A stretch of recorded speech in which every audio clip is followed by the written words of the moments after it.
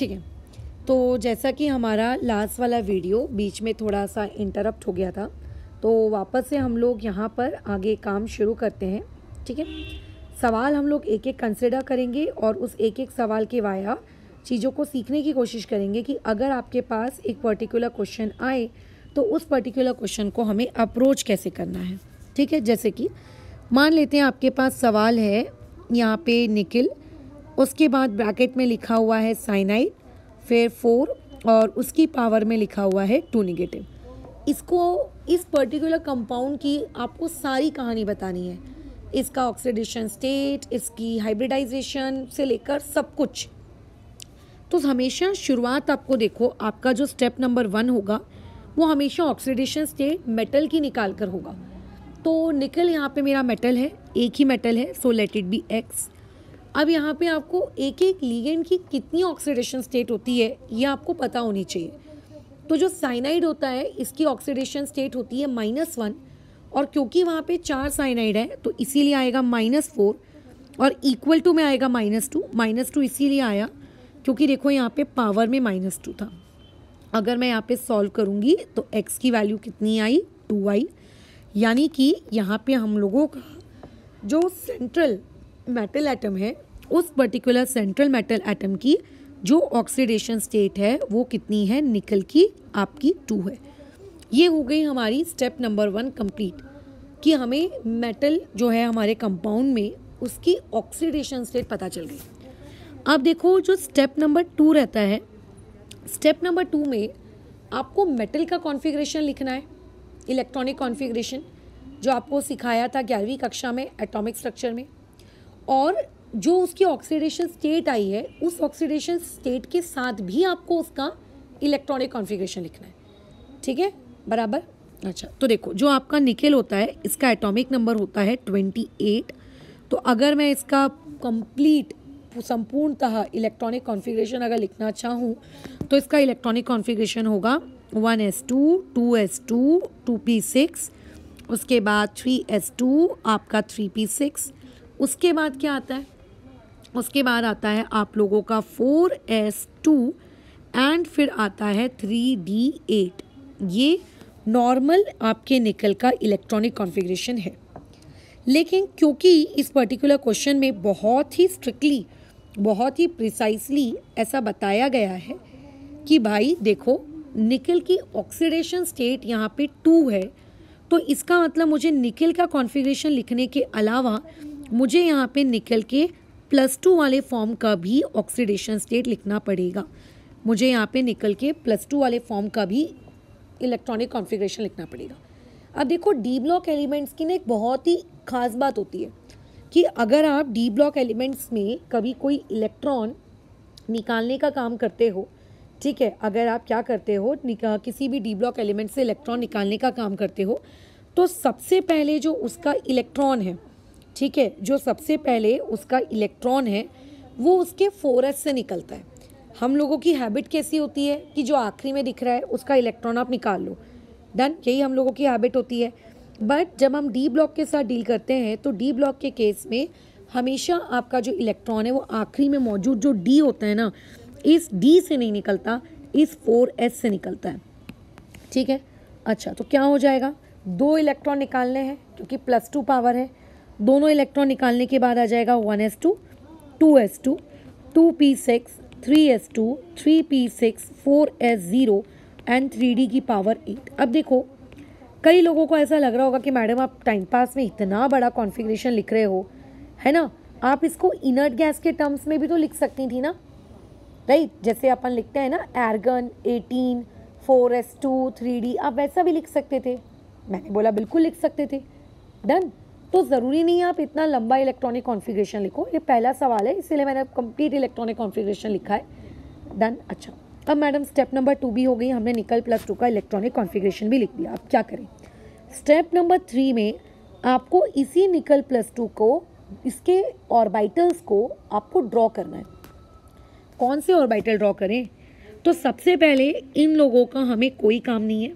ये जो electronic configuration है ये इलेक्ट्रॉनिक कॉन्फ़िगरेशन आर्गन का है, इसका मुझे कोई काम नहीं है। ठीक है, पहली बात, मुझे काम इन दोनों का है, और इसके आगे एक और आता है 4p, जो कि हमने लिखा नहीं है क्योंकि हमारे पास इलेक्ट्रॉन ही नहीं थे उस 4p में डालने के लिए, तो 4p ज़रूर ज़ीरो रहा होगा।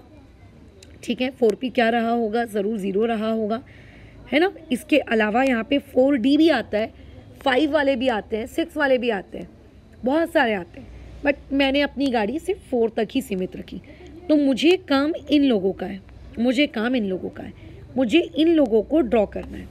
चलो ठीक है मैडम, ड्रॉ कर लीजिए, क्या दिक्कत है, कर लीजिए आप ड्रॉ। मैंने बोला चलो करते हैं। तो पहले हमने ड्रॉ किया 4s को, ठीक है, मैंने ड्रॉ किया 4s को।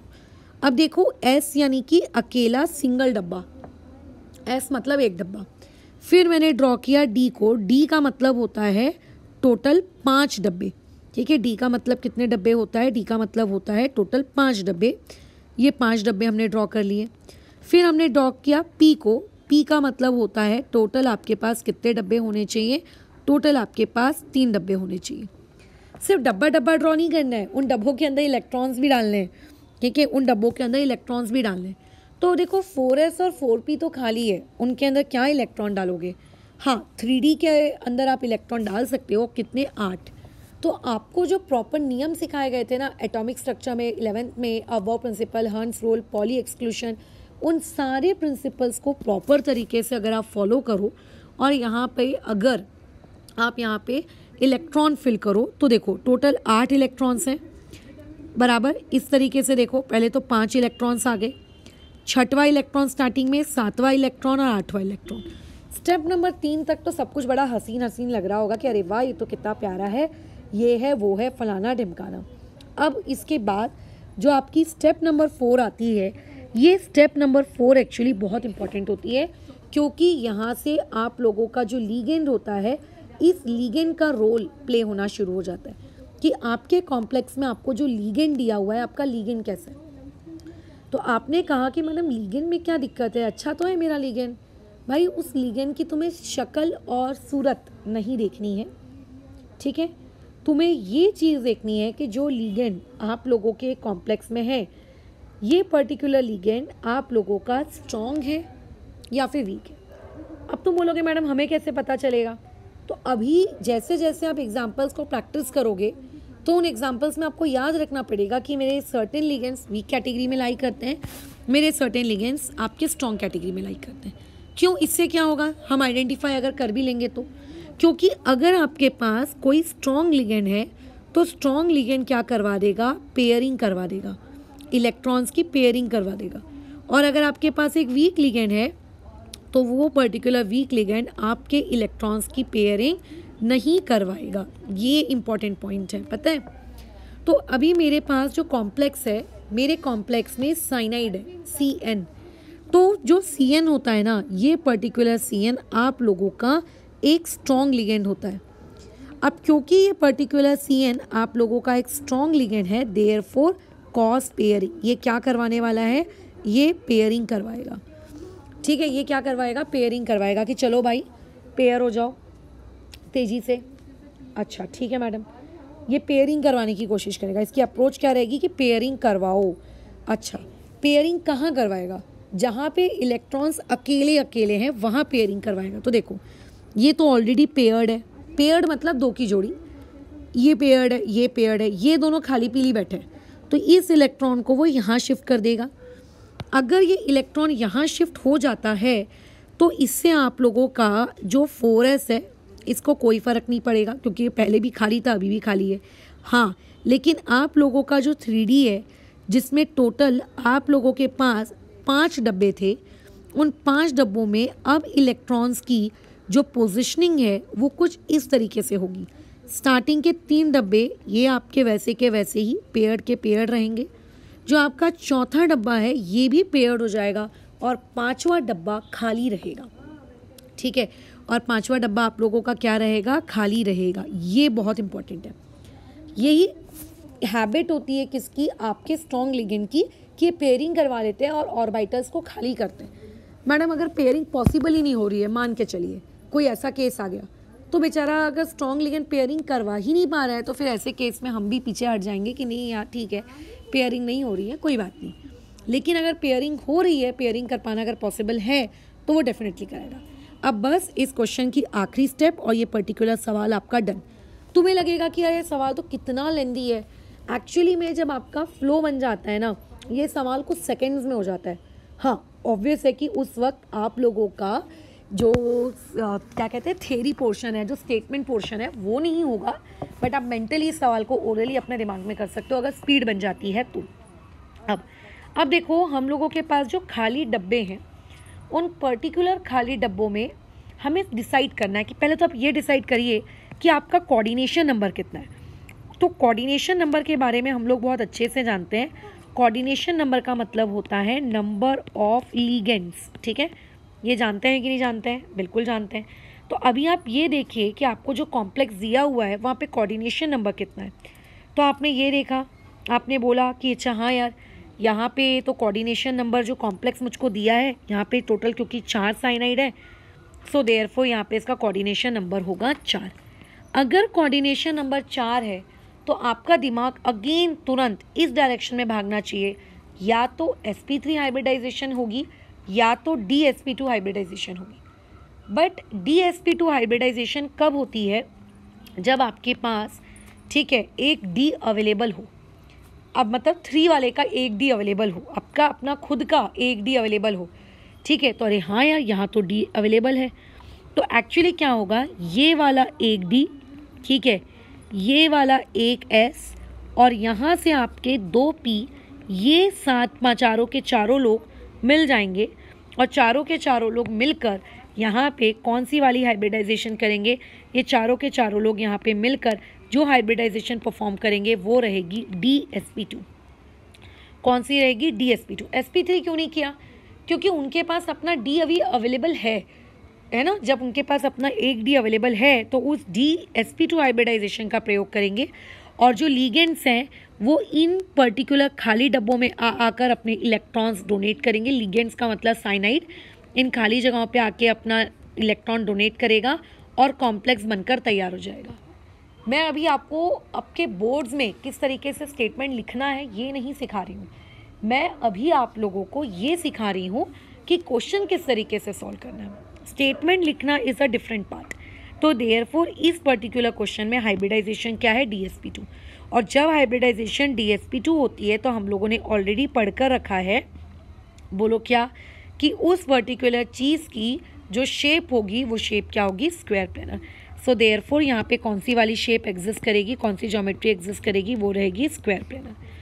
अगर कोई पूछे कि यहाँ पे अनपेयर्ड इलेक्ट्रॉन्स है क्या भाई, ज़रा देख कर बताओ, तो आप जाइए ऊपर। आपको क्या, आपका कोई भी बॉक्स साइनाइड की पेयरिंग करवाने के बाद खाली पीली दिख रहा है क्या, जिसमें आपको सिर्फ एक इलेक्ट्रॉन दिख रहा हो? नहीं, ऐसा कोई भी बॉक्स नहीं है मैडम जो खाली पीली दिख रहा हो। सबके पास इलेक्ट्रॉन है और वो भी 2-2 की जोड़ी में है, ठीक है। सबके पास इलेक्ट्रॉन्स है और वो भी कितने की जोड़ी में? 2-2 की जोड़ी में, कोई भी खाली नहीं है। सो देयरफॉर यहाँ पर अनपेयर्ड इलेक्ट्रॉन 0 होगा। अगर अनपेयर्ड इलेक्ट्रॉन 0 है, इसका मतलब वो पर्टिकुलर सब्सटेंस आप लोगों का क्या है? डायमैग्नेटिक है। और अगर वो अनपेयर्ड है, उसके पास कोई अनपेयर्ड इलेक्ट्रॉन्स नहीं है, तो उसका जो डाइपोल मोमेंट है, ठीक है, जिसका फॉर्मूला होता है √n × n+2, क्योंकि यहाँ पे अनपेयर्ड इलेक्ट्रॉन 0 है तो यहाँ पे डाइपोल मोमेंट भी आपका कितना आ जाएगा? डाइपोल मोमेंट नहीं, magnetic moment, I am really sorry, ठीक है, डायरेक्टली आपका कितना आ जाएगा? 0 आ जाएगा, ठीक है। तो इस तरीके से क्वेश्चंस आपको दिए होते हैं। इस क्वेश्चन में आपको यही सारी कहानी हमेशा ढूंढ के बतानी होती है कि फलाना चीज़ में हम लोगों का क्या चीज़ कौन से शेप की रहेगी, कौन सा कैसा रहेगा, ये सारा यही आपका रहता है। इसमें पूरा गेम है इस बात का कि आपको कितने अच्छे से ये चीज़ें याद है कि आपका लीगेंड कौन सा है, स्ट्रॉन्ग है कि वीक है। आपको जितने अच्छे से ये सारे शब्द याद होंगे उतना अच्छा आपके लिए रहेगा। अगर आपको याद ही नहीं है कि कौन सा लिगेंड आपका स्ट्रॉन्ग है, कौन सा लिगेंड आपका वीक है, वहाँ पे पेयरिंग होगा कि नहीं होगा, तो दिक्कत आ जाती है। और हाँ, 1-2 एबनॉर्मल केसेस भी होते हैं जहाँ पे कुछ अजीबोगरीब घटित हो जाता है, तो एबनॉर्मल केसेस पे जो सवाल होते हैं वो थोड़े से ज़्यादा आते हैं। अब देखो, इसी पर्टिकुलर क्वेश्चन को किस अलग फॉर्मेट में भी पूछा जा सकता है। देखो, इस पर्टिकुलर क्वेश्चन को इस फॉर्मेट में पूछा जा सकता है, जैसे कि which of the following species, ठीक है, which of the following species represent DsP2 hybridisation.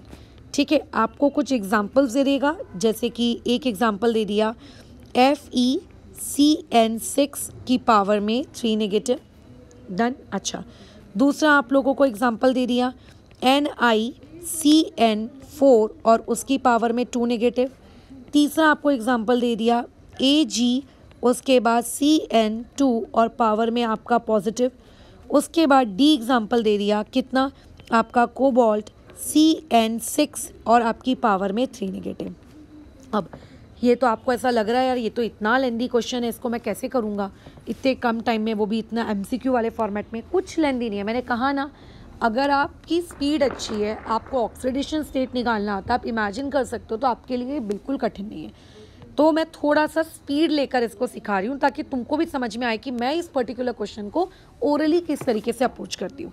तो मैंने माइंड में अपनी कैलकुलेशन की, जो कि मैं करने में एबल हूँ, और यहाँ पे मुझे पता चला कि मेरी ऑक्सीडेशन स्टेट जो है मेरे Fe की वो निकल कर आएगी 3, जो सेकेंड वाले केस में मेरे निकल की ऑक्सीडेशन आएगी 2, और उसके नीचे वाले केस में अगर मैं मेरे Ag की ऑक्सीडेशन स्टेट कैलकुलेट करती हूँ, ठीक है, तो अच्छा एक काम करो, इसको -1 ले लो, ठीक है, -1 ले लो, नहीं यार -1 नहीं, ठीक है +1 ही ले लो।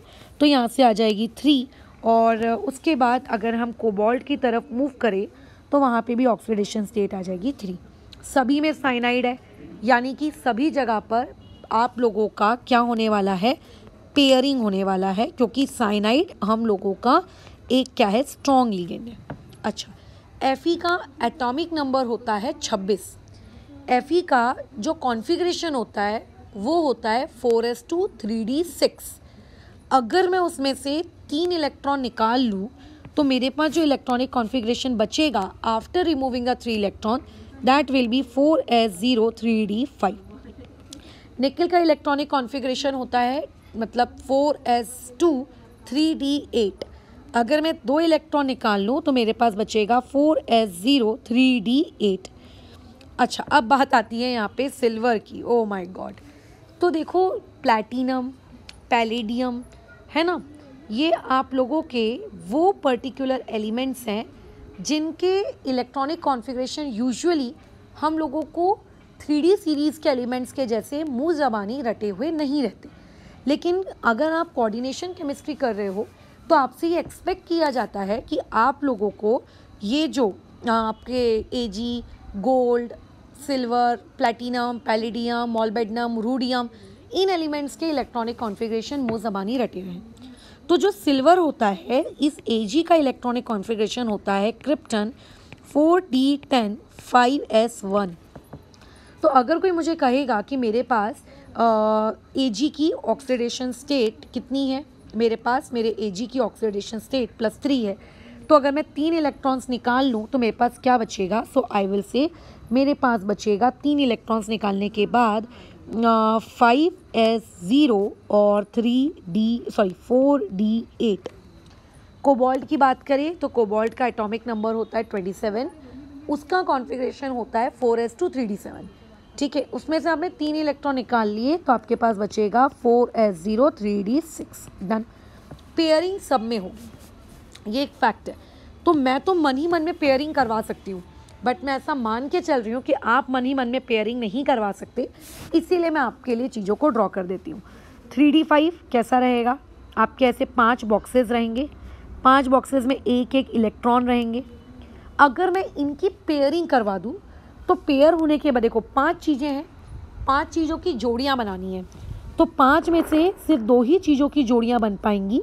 ठीक है, ये दोनों साथ, ये दोनों साथ, एक बेचारा अकेला रह जाएगा और बाकी के 2 डब्बे खाली रहेंगे। ठीक है, बाकी के दोनों डब्बे कैसे रहेंगे, खाली। Oh my God, very good. अगर मैं 3d8 की बात करूं तो अभी अभी हम लोगों ने 3d8 का काम किया है। 3d8 देखो ना, ऊपर हम लोग क्वेश्चन सॉल्व करके आए थे। पेयरिंग होने के बाद क्या कैसा दिखता है आप लोगों का 3d8। पेयरिंग होने के बाद जो 4 डब्बे होते हैं उनमें 2-2 इलेक्ट्रॉन्स आ जाते हैं और आखिरी डब्बा वैसे का वैसी। ठीक है, डन। 4d8 ये भी लगभग ऊपर वाले के जैसा ही दिखेगा। अच्छा, नीचे वाले की अगर मैं बात करूँ 3d6, 3d6 मतलब 6 इलेक्ट्रॉन्स। 6 इलेक्ट्रॉन्स का मतलब उसमें से पहले से एक पेयर होगा और बाकी के सिंगल सिंगल होंगे। अगर मैं उन लोगों की भी पेयरिंग करवा दूं तो फिर रिजल्ट ये निकलेगा कि सबके सब पेयर्ड हो जाएंगे और आपके आखिरी के 2 बक्से आपको क्या मिलेंगे, खाली मिलेंगे। अब आपको ये बताना है कि भैया इनमें से किस पर्टिकुलर स्पीशीज़ के पास DsP2 हाइब्रिडाइजेशन है। तो DsP2 हाइब्रिडाइजेशन वो पर्टिकुलर कंपाउंड शो करने की एबिलिटी रखता है जिसके पास एटलीस्ट एक, मतलब जिसके पास खाली D हो, ठीक है, जिसके पास D कैसा होना चाहिए, खाली होना चाहिए, वो इस काम को करने की एबिलिटी रखता है। तो देखो हमारे पास ये हमारा एक D खाली है, ठीक है, डन। अच्छा, क्योंकि हमारे पास ये एक हमारा D खाली है तो ये पर्टिकुलर स्पीशीज़ आप लोगों की ये फलाना DsP2 हाइब्रिडाइजेशन शो करेगी। इसके अलावा क्वेश्चंस आप लोगों को और किस फॉर्मेट में मिलते हैं, जैसे कि आपको 4 ठोक ऑप्शन दे दिए, Fe(F6) की पावर में 3 नेगेटिव। दूसरा ऑप्शन आपको यहाँ पे दे दिया NiCl4 उसकी पावर में 2 नेगेटिव। उसके बाद तीसरा ऑप्शन आपको यहाँ पे दे दिया FeCN6 और उसकी पावर में 3 नेगेटिव। और चौथा ऑप्शन आपको दे दिया NiCN4 जो कि हम अभी अभी डिस्कस किए हैं, इसकी पावर में 2 नेगेटिव। और आपको इस पर्टिकुलर क्वेश्चन में ये आइडेंटिफाई करना है ना, कि बताइए इस चारों ऑप्शन में ऐसा कौन सा ऑप्शन है जहाँ पे अनपेयर्ड इलेक्ट्रॉन्स 2 रहे होंगे, ये आपको आइडेंटिफाई करना है। तो देखो अभी इस क्लास की जो स्टार्टिंग हुई थी, इस पर्टिकुलर क्लास की स्टार्टिंग में मैंने आपको ऑलरेडी ये निकिल वाला क्वेश्चन सॉल्व करवा कर दिया है, NiCN4 2 नेगेटिव, और जिसका हमारा कंक्लूजन ये निकला था कि यहाँ पे अनपेयर्ड इलेक्ट्रॉन 0 होता है। तो डेफिनेटली ये वाला ऑप्शन तो होने नहीं वाला। अब जो होगा वो A, B, C में से ही होगा, ठीक है। एक एक करके सॉल्व करते हैं ताकि हमें ईज हो। अब जैसे अगर मैं C वाले ऑप्शन की बात करूँ, अगर मैं C वाले ऑप्शन को सॉल्व करूँ तो यहाँ पे Fe की जो ऑक्सीडेशन स्टेट है वो +3 है, यानी कि मुझको Fe में इंटरेस्ट नहीं है, मुझे Fe+3 में इंटरेस्ट है। Fe का एटॉमिक नंबर होता है 26 और अगर मैं इसका कॉन्फ़िगरेशन लिखूँ तो वो होगा 4s2 3d6। बट अगर मैं उसके पास से 3 इलेक्ट्रॉन्स निकाल लूँ तो उसका कॉन्फ़िगरेशन होगा 4s0 3d5। कुछ लोगों को ऐसा लगेगा कि मैं बहुत स्पीड में करा रही हूँ, बट देखो ये स्पीड बिल्कुल नहीं है। अगर आप कॉपी पेन लेकर ये सारी स्टेप्स खुद करके देखो तो मेरे आंसर्स के साथ तुम भी मैच करोगे। ओके, अब मैडम साइनाइड के बारे में आपका क्या कहना है? तो भाई मेरा क्या, पूरी दुनिया का कहना है कि साइनाइड एक स्ट्रॉन्ग लिगेंड है, और क्योंकि साइनाइड आप लोगों का एक स्ट्रॉन्ग लिगेंड है तो अगर आपके पास मान लेते हैं D5 भी है, D5 कैसा दिखता है, देखो D में 5 डब्बे होते हैं और D5 का मतलब है कि हर डब्बे में एक एक इलेक्ट्रॉन, और क्योंकि साइनाइड एक आप लोगों का स्ट्रॉन्ग लिगेंड है तो स्ट्रॉन्ग लिगेंड की टेंडेंसी क्या होती है, इलेक्ट्रॉन्स को पेयर करवाना। मतलब वो क्या करेगा, इस तरीके से जोड़ियाँ बना देगा, ठीक है, वो इस तरीके से क्या करेगा, जोड़ियाँ बना देगा। तो जोड़ियाँ बनने के बाद क्वेश्चन को आगे सॉल्व ही मत करो। क्यों? क्योंकि क्वेश्चन में आपसे हाइब्रिडाइजेशन क्या होगी नहीं पूछा है, शेप क्या होगी आप लोगों से नहीं पूछा है, सादा सादा दिख रहा है कि यहाँ पे एक इलेक्ट्रॉन है जिसका पेयर नहीं हुआ है। इसका मतलब C ऑप्शन के पास अनपेयर्ड इलेक्ट्रॉन्स तो होंगे बट इसके पास एक अनपेयर्ड इलेक्ट्रॉन होगा, और हमको वो ऑप्शन पूछा जा रहा है जिस पर्टिकुलर ऑप्शन में हम लोगों को क्या करना है, 2 अनपेयर्ड इलेक्ट्रॉन ढूंढने हैं। सो देयरफॉर इस पर्टिकुलर क्वेश्चन का C ऑप्शन भी नहीं होगा। अब ढूंढना है मेरे को A और B में। इस टाइप के क्वेश्चन में सॉल्व कर करके देखना पड़ता है, बट अगर आपकी स्पीड अच्छी है, आपका मेंटल कैलकुलेशन अच्छा है तो आपको हार्डली 1 मिनट लगेगा इस सवाल को सॉल्व करने में। मुझे पर्सनली 1 मिनट लगता है, 1 मिनट से भी कम, ठीक है। अच्छा ठीक है मैडम, आगे बढ़ते हैं। अब आती है बात Fe(F6) एंड NiCl4 2 नेगेटिव को लेकर। तो देखो ये जो आपका, जैसे मैंने बताया कि साइनाइड एक स्ट्रॉन्ग लिगेंड है, आपको पता होना चाहिए कि फ्लोराइड एंड जो क्लोराइड है ये दोनों वीक लिगेंड्स हैं। मतलब इन लोगों के अंदर ये क्षमता नहीं है कि अगर इलेक्ट्रॉन्स क्या हो, खाली पीली पड़े हुए हों तो ये इलेक्ट्रॉन्स की पेयरिंग करवा पाए। इनके अंदर इलेक्ट्रॉन्स की पेयरिंग करवाने की एबिलिटी नहीं है, ठीक है। ओके ठीक है मैडम, नहीं है। अगर मैं ऑप्शन नंबर ए को सॉल्व करूं तो ऑप्शन नंबर ए में Fe की अगर मैं ऑक्सीडेशन स्टेट कैलकुलेट करूं तो Fe की ऑक्सीडेशन स्टेट कितनी हो जाती है? क्या हुआ? अच्छा ठीक है, थैंक यू। ठीक है, Fe की ऑक्सीडेशन स्टेट कितनी हो जाती है? Fe की ऑक्सीडेशन स्टेट हो जाती है +3। अगेन वही घिसी पिटी बात, अगर Fe की ऑक्सीडेशन स्टेट +3 है तो इसका मतलब ये ज़रूर क्या होगा? Fe+3 का इलेक्ट्रॉनिक कॉन्फ़िगरेशन होगा। और क्योंकि यहाँ पे फ्लोरीन, पहले ऑप्शन में फ्लोरीन है जो कि एक वीक लिगेंड है, वीक लिगेंड पेयरिंग नहीं करवा सकता, तो ये जो बेचारे पांचों के पांचों इलेक्ट्रॉन्स हैं ये ऐसे ही पड़े रहेंगे। मैडम ऐसे ही पड़े रहेंगे क्या? एग्जैक्टली अगर ये ऐसे के ऐसे ही पड़े हैं, इनकी कोई पेयरिंग नहीं हो रही, तो तुम्हें क्या लगता है यहाँ पे कितने अनपेयर्ड इलेक्ट्रॉन्स हैं? यहाँ तो 5 अनपेयर्ड इलेक्ट्रॉन्स हैं यार। तो बस इस पर्टिकुलर ऑप्शन में अनपेयर्ड इलेक्ट्रॉन्स की संख्या कितनी है? 5। तो ऑब्वियस है कि अब तो ए ऑप्शन भी नहीं हो सकता। तो खैर अब एक ही ऑप्शन बचा है, इसको सॉल्व करके देख लेना, यही तुम्हारा करेक्ट आंसर होगा। ठीक है, यही तुम्हारा करेक्ट आंसर होगा। तो इस तरीके से आपको अनपेयर्ड इलेक्ट्रॉन्स कितने हैं ये भी पूछा जा सकता है। एंड दूसरी चीज़, मैं तुमको ये जो पहला वाला ऑप्शन था FeF6 की पावर 3 नेगेटिव, इसकी क्या हाइब्रिडाइजेशन होगी, ये हाइब्रिडाइजेशन मैं तुम्हें कैलकुलेट करके बताती हूँ। क्यों? क्योंकि इस टाइप का मैंने अभी तक करवाया नहीं है ना, तो एक प्रैक्टिस हो जाएगी हमारी। ओके ठीक है, जैसा कि हमारी बातचीत हुई थी 3D के आगे भी दुनिया होती है, जैसे कि 4P भी होती है, लेकिन क्या करें खाली रहता है। 4P के आगे भी दुनिया होती है, क्या करें वो भी खाली रहता है। 4D के आगे भी दुनिया होती है, बट उतनी आगे की दुनिया में हमको नहीं जाना है, 4D तक छोड़ दो। जब हम लोगों ने Fe+3 का इलेक्ट्रॉनिक कॉन्फ़िगरेशन लिखा तो हमने 3D को ड्रॉ किया। आप 4S को भी ड्रॉ करो, आप 4P को भी ड्रॉ करो। अगर हाइब्रिडाइजेशन पूछी है तो, अगर अनपेयर्ड इलेक्ट्रॉन्स पूछा है तो ड्रॉ करने की ज़रूरत नहीं है। अनपेयर्ड इलेक्ट्रॉन हम पहले ही निकाल चुके हैं, 5 होंगे, क्योंकि फ्लोरीन एक वीक लिगेंड है, वो पेयरिंग नहीं करवा सकता। अब मुद्दा ये है कि यहाँ पे हाइब्रिडाइजेशन क्या होगी। तो देखिए आपके क्वेश्चन में फ्लोरीन ये कितने लिगेंड्स दिए हैं? ये आपको दिए हुए हैं टोटल 6 लिगेंड्स। कितने दिए हैं? 6 लिगेंड्स। 6 लिगेंड्स का मतलब होता है कि यहाँ पे जो कोऑर्डिनेशन नंबर है वो है 6।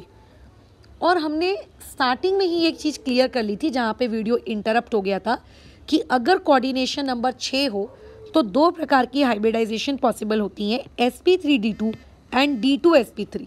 हाँ, दोनों के लिए आंसर वही आएगा ऑक्टाहाइड्रल, बट हाइब्रिडाइजेशन वेरी कर जाएगी।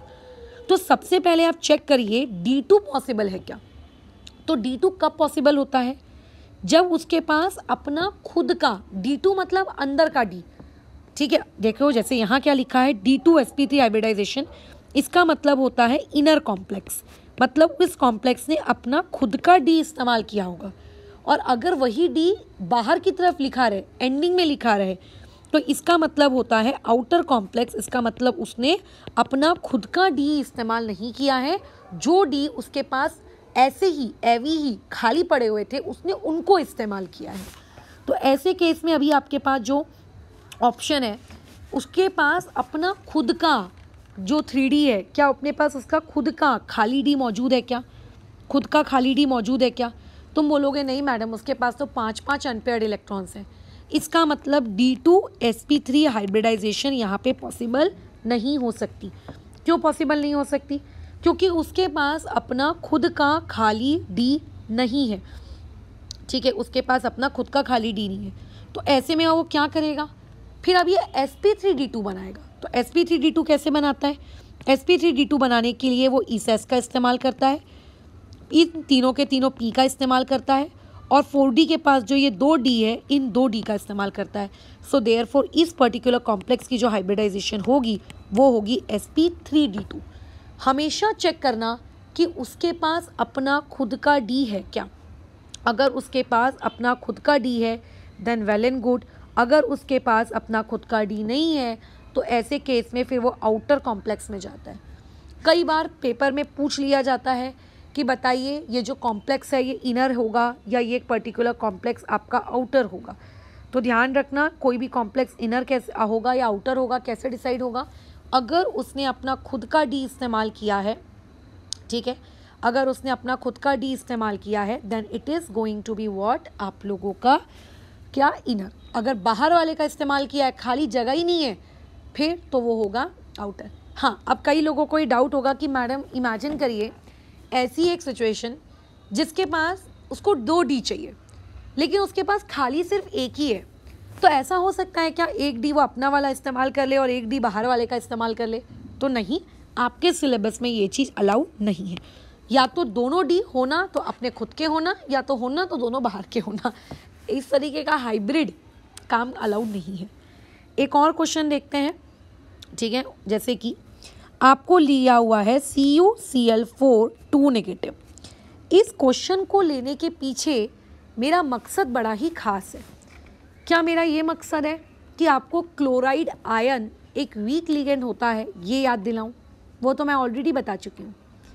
इस पर्टिकुलर क्वेश्चन को लेने के पीछे मेरा जो खास मकसद है वो ये है कि आपको कॉपर का कॉन्फ़िगरेशन याद दिलाना। भूली बिसरी यादें हैं, बहुत साल पुरानी बातें हैं।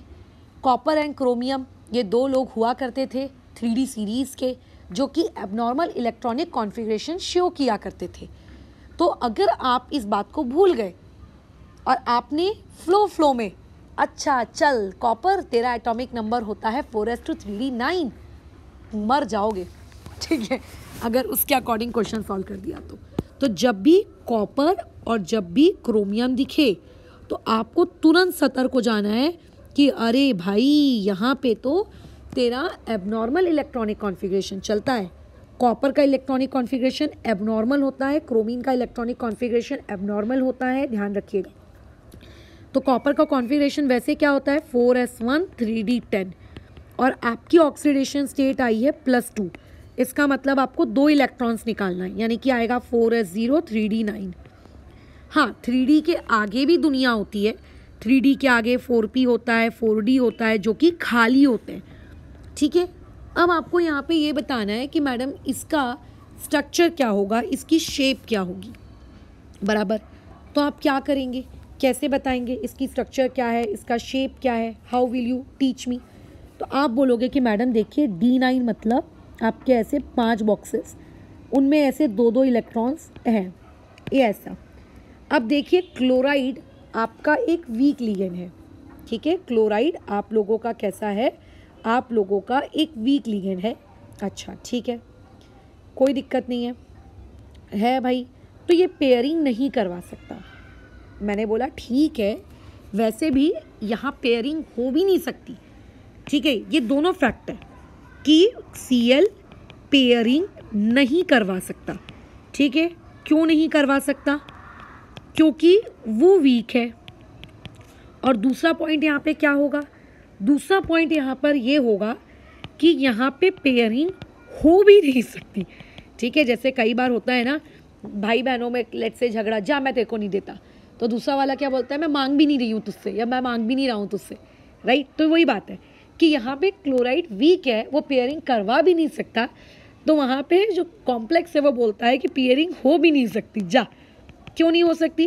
क्योंकि पेयरिंग होने के लिए भाई 2 अकेले इलेक्ट्रॉन्स होना जिनको तुम साथ में रख सको।